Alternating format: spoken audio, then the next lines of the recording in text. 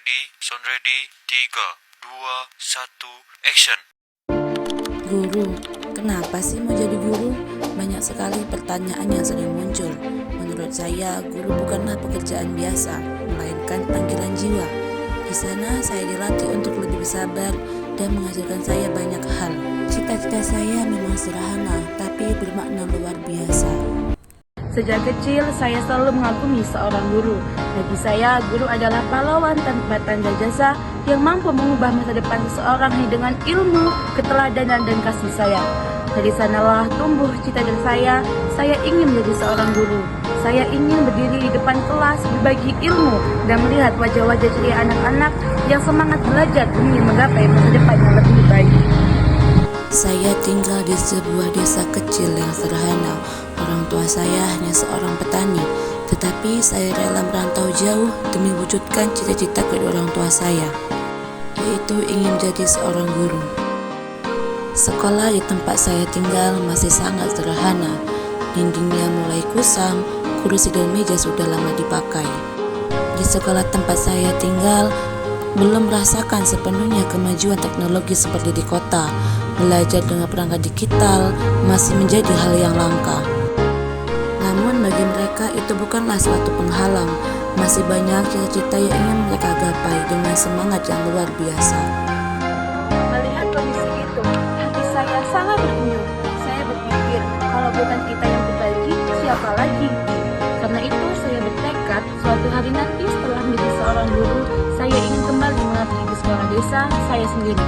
Saya ingin menjadi bagian dari perubahan itu, bukan hanya mengajar, tetapi juga memperbaiki dan menghidupkan kembali semangat belajar di tempat yang selama ini saya cintai. Namun, saya juga menyadari bahwa untuk membantu pendidikan tidak cukup hanya menjadi seorang guru. Oleh karena itu, saya juga bercita-cita memiliki bisnis sendiri, bukan sekedar untuk mencari keuntungan, tetapi agar saya lebih mandiri dan punya sumber daya untuk membantu orang lain. Saya ingin membangun usaha kecil yang bermanfaat bagi masyarakat, misalnya membuka bimbingan belajar gratis bagi anak-anak desa dan membuka toko alat tulis dan perlengkapan sekolah dengan harga yang murah.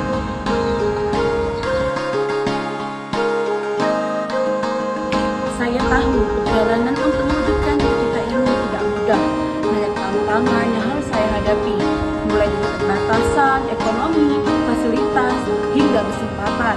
Namun, saya percaya jika niat saya tulus dan usaha saya sungguh-sungguh, Allah pasti akan membimbing kita ke jalan yang benar.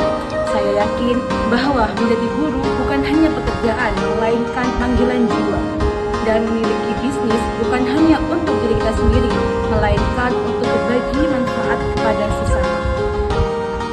Untuk memperbaiki sekolah di desa saya nanti, saya sudah memiliki beberapa rencana dan inovasi yang ingin saya terapkan.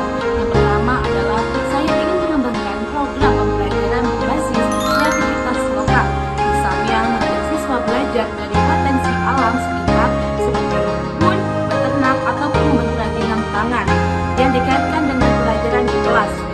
Itu siswa belajar tidak hanya teori, tetapi juga praktik yang relevan dengan kehidupan sehari-hari.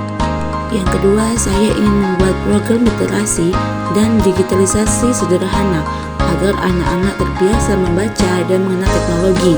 Saya akan memanfaatkan fasilitas yang ada seperti handphone atau laptop pribadi untuk membuat media pembelajaran digital yang menarik, misalnya video singkat, kuis interaktif, ataupun permainan edukatif.